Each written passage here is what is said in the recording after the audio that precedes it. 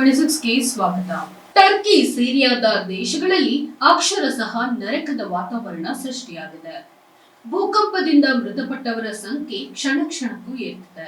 ಇದೀಗ ಸಾವಿನ ಸಂಖ್ಯೆ 8,000ಕ್ಕೆ ಏರಿಕೆಯಾಗಿದ್ದು, ಈ ಸಂಖ್ಯೆ ಇನ್ನಷ್ಟು ಹೆಚ್ಚಾಗುವ ಎಲ್ಲಾ ಸಾಧ್ಯತೆಗಳಿದೆ. ಈ ನಡುವೆ ರಕ್ಷಣಾ ಕಾರ್ಯಾಚರಣೆಗೆ ಹವಾಮಾನ ಅಡ್ಡಿಯಾಗಿದೆ. 32,000ಕ್ಕೂ ಹೆಚ್ಚು ಮಂದಿ ಗಾಯಗೊಂಡಿದ್ದು ಆಸ್ಪತ್ರೆಗೆ ದಾಖಲಿಸಲಾಗಿದೆ. ಇದರಲ್ಲಿ ಸಾಕಷ್ಟು ಜನರ ಆರೋಗ್ಯ ಸ್ಥಿತಿ ಗಂಭೀರವಾಗಿದೆ.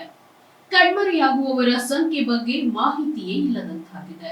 ವಿಶ್ವಸಂಸ್ಥೆ ಅಂದಾಜಿನ ಅನ್ವಯ 20,000ಕ್ಕೂ ಹೆಚ್ಚು ಸಾವುಗಳು ಸಂಭವಿಸುತ್ತವೆ. ಒಟ್ಟಾರೆ 5,775 ಕಟ್ಟಡಗಳು ಬಿದ್ದಿದ್ದು, ಹಗಲು ರಾತ್ರಿ ಎನ್ನದೇ ರಕ್ಷಣಾ ಕಾರ್ಯಾಚರಣೆ ನಡೆಯುತ್ತಿದೆ. ಆದಾಗ್ಯೂ ಕಟ್ಟಡಗಳ ಅವಶೇಷಗಳಿಂದ 8,000ಕ್ಕೂ ಹೆಚ್ಚು ಮಂದಿಯನ್ನ ರಕ್ಷಿಸಲಾಗಿದೆ. ಟರ್ಕಿಯಲ್ಲಿ ಇದೀಗ ಚಳಿಯ ವಾತಾವರಣ ಜೊತೆಗೆ ಮಳೆಯೂ ಹೆಚ್ಚಾಗಿದ್ದು, ರಕ್ಷಣಾ ಕಾರ್ಯಾಚರಣೆಗೆ ತೊಡಕುಂಟಾಗುತ್ತಿದೆ. 4 ಲಕ್ಷ ಜನರಿಗೆ ಸರ್ಕಾರ ವಸತಿಗಳಲ್ಲಿ ಆಶ್ರಯ ನೀಡಿದೆ. ರಕ್ಷಣಾ ಕಾರ್ಯಾಚರಣೆ ನಡೆಸಿ ಶವಗಳನ್ನ ರಸ್ತೆಯ ಮೇಲೆ ಗುಡ್ಡೆಯಂತೆ ಹಾಕಲಾಗುತ್ತಿದೆ. ಈ ಶವಗಳ ವಿಲೇವಾರಿಗೂ ಕಾರ್ಯಕರ್ತರಿಗೂ ಸಮಯವೇ ಇಲ್ಲದಂತಾಗಿದೆ.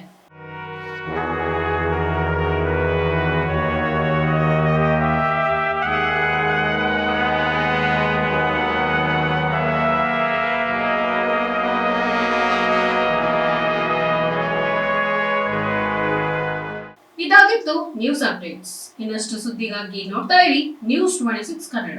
ನಾವು ನಿಮ್ಮೊಂದಿಗೆ. ಇನ್ನಷ್ಟು ಲೇಟೆಸ್ಟ್ ಅಪ್ಡೇಟ್ಸ್ಗಾಗಿ ನಮ್ಮ ಚಾನೆಲ್ ಅನ್ನ ಸಬ್ಸ್ಕ್ರೈಬ್ ಮಾಡಿ, ಪಕ್ಕದಲ್ಲಿರುವ ಬೆಲ್ ಐಕಾನ್ ಬಟನ್ ಅನ್ನ ಒತ್ತಿ. ಧನ್ಯವಾದಗಳು.